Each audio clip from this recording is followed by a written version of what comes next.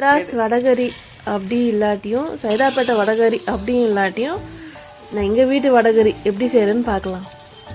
ஒரு கிளாஸ் ஒரு அழகு கடலைப்பருப்பு ஊற வச்சுக்கோங்க. அரை மணி நேரத்துலேருந்து 1 மணி நேரம் ஊறினா நல்லாயிருக்கும். நல்லா சாஃப்டாக வரும். ஊற வச்சுக்கிட்டு தண்ணி ஊற்றி நல்லா கழுவிட்ட பிறகு 1 கிளாஸ் தண்ணியை நல்லா களைஞ்சிருங்க. கடலைப்பருப்பை நல்லா களைஞ்சிட்டு கடலைப்பருப்பு ஊற வைக்கணும். கடலைப்பருப்பை நல்லா களைஞ்சிட்டு தண்ணி எடுத்துட்டு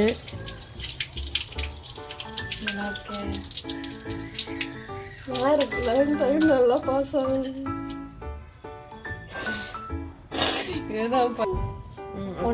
2 கிளாஸ்லேருந்து 1.5 கிளாஸ் தண்ணி நல்லா முழுகிற அளவுக்கு கடலைப்பருப்பு உள்ளே போகிற அளவுக்கு தண்ணி ஊற்றிக்கணும். 1.5 கிளாஸா நல்லா இது பண்ணு. ஒரு 1 மணி நேரம் அப்படியே இருக்கட்டும்.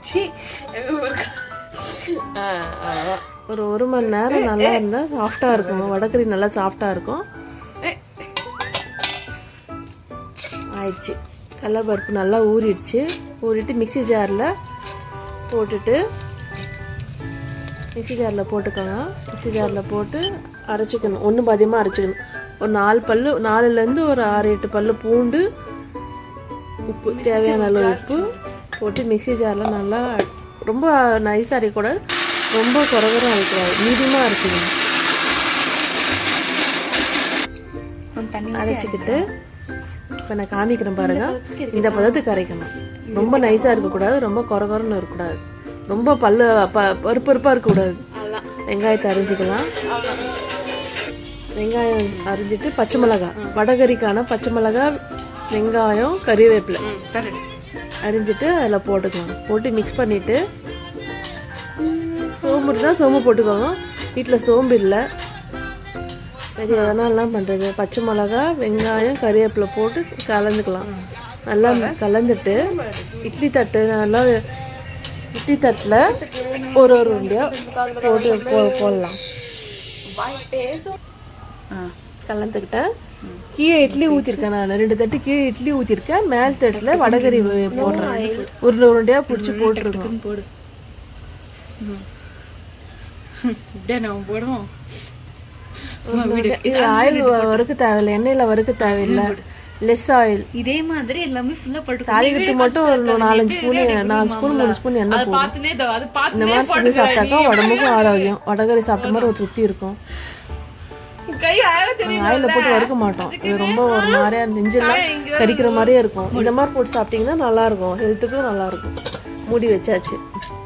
இஞ்சி பூண்டு பேஸ்ட் வீட்டில் இல்லை, சரி அதனால கையிலே இடிக்கிறேன். நான் கையில் எப்பவுமே போட்டு அரைச்சி வச்சுப்பேன். நான் இன்னைக்கு இல்லை, சரி இதில் போடலாம், உரலில் போட்டு இடிச்சிக்கலாம். இஞ்சி பூண்டு பேஸ்ட்டு போட்டு அரைச்சிக்கினேன். அரைச்சாச்சு. இப்போ தாளிச்சிடலாம். வடகரியை தாளிச்சிடலாம். வெந்துட்டுருக்கு. கடாயில் எண்ணெய் வச்சு 1 ஸ்பூன் கடுகு போட்டு நல்லா பொரிஞ்ச உடனே கரம் மசாலா போட்டுக்கலாம். பட்டை, லவங்கம், கொஞ்சம் சோம்பு இருந்தது வீட்டில், இந்த சோம்பை இதில் போட்டு தாளிச்சிடலாம். பட்டை, லவங்கம், சோம்பு, வெங்காயத்தை போட்டுக்கலாம். வெங்காயத்தை போட்டு நல்லா வதக்கணும். கறிவேப்பிலை போட்டு நல்லா வதக்கிட்டு நல்லா கிளறணும். ஸ்லோ ஃப்ளேமில் இருக்கணும். கொஞ்சம் ஸ்லோ, ரொம்ப பெருசாக வச்சுட்டாக்கா நல்லா இருக்காது. இஞ்சி பூண்டு பேஸ்ட் போடுறேன். இஞ்சி பூண்டு விழுந்துச்சு. இஞ்சி பூண்டு பேஸ்ட் போட்டாச்சு. நல்லா வதக்கணும். நல்லா வதங்கட்டும். தக்காளி அரிஞ்சிக்கலாம். தக்காளி அரிஞ்சிட்டு தக்காளி அதில் போட்டுக்கலாம். இந்த மாதிரி அரிஞ்சாக்கா சீக்கிரமாக தக்காளி வேகும். நல்லா துருவாக கொஞ்சம் இந்த மாதிரி அரிஞ்சாக்கா. சட்டி கொஞ்சம் மொக்கையாக இருக்குது. இப்போ அதுக்குள்ளே வடகரி வெந்துடுச்சு. ஒரு 15 நிமிஷம் போதும் வடகரி வேகிறதுக்கு. தக்காளி போட்டுக்கலாம். ஒரு 2 தக்காளி போதும், ஒரு 2 வெங்காயம் போதும். சின்னதாக இருந்தால் ஒரு 2, பெருசாக இருந்தால் ஒரு வெங்காயம். தக்காளி போட்டு வதக்கலாம். தக்காளி வதங்கணுன்னாக்கா கொஞ்சம் உப்பு போட்டுக்கணும். நம்ம உப்பு போட்டுக்கலாம். தேவையான அளவு, உங்களுக்கு எவ்வளோ தேவையோ அவ்வளோ உப்பு போட்டுக்கணும். உப்பு போட்டு தக்காளி வதங்கிச்சு, நல்லா வதங்கிச்சு. மஞ்சள் தூள் போட்டுக்கிறேன். மிளகாய் தூள் ஒரு 3 ஸ்பூன் போட்டுக்கலாம். நல்லா வதக்கி வை. அதிலே தனியா மிளகாய் காஞ்ச மிளகாய் தனியா சேர்த்து தனியா மிளகாய் தனியா போட மாட்டேன். மிளகாய் தூள் தனியா எல்லாத்தையும் சேர்த்து தான் போடுவோம் நாங்கள். தண்ணி அதெல்லாம் காமிக்காதுங்க. போட்டுக்கலாம். மிக்ஸி கழுவுற தண்ணி இருக்கு, அந்த மிக்ஸி கழுவுற தண்ணி ஊற்றிக்கலாம். அதே யூஸ் பண்றது. அதில் கொஞ்சம் பருப்பு போட்டிட்டு இருக்கோம். எதுவும் வேஸ்ட் பண்ணக்கூடாது. நல்லா கலந்துக்கலாம்.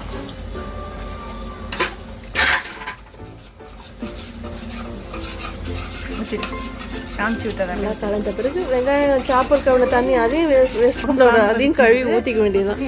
நல்லா இட்லி கீழே தட்டி இன்னும் தட்டு ஊற்றுறேன் நான். எடுத்து வச்சாச்சு. இப்போ வந்து இது நல்லா கொதிச்சது. அந்த வடகரியை சின்ன சின்ன பீஸாக போட்டு அதில் போட வேண்டியதுதான். நல்லா தண்ணி கொதிச்ச பிறகு அப்படியே போடணும். கொதிச்ச பிறகு இதுவும் நல்லா கொதிக்கணும். கொதிச்ச பிறகு தேங்காய் பேஸ்ட்டு, தேங்காய் அரைச்ச பேஸ்ட்டு 1 கப்பு ஊற்றுறேன். 1.5 கப்பு வேணும் இதுக்கு. ஃபஸ்ட்டு 1 கப்பு, இது இன்னொரு சின்ன கப்பு 1/2 கப்பு ஊற்றுறோம். நல்லா கலந்துக்கலாம். சைதாப்பேட்டை வடகரி மாதிரி இல்லாட்டிக்கும் நம்ம வீட்டு வடகரி மாதிரி தான் இருக்கும். இது நல்லா தான் இருக்கும் வடகரி. செஞ்சு பார்த்து எப்படி இருக்குன்னு கமெண்ட்டில் சொல்லுங்கள். லைக் பண்ணுங்கள், ஷேர் பண்ணுங்கள், கமெண்ட் பண்ணுங்கள், சப்ஸ்கிரைப் பண்ணுங்கள். வடகரி ரெடி ஆயிடுச்சு. கொத்தமல்லி போட்டு இறக்கிக்கலாம். கொத்தமல்லி போட்டாச்சு.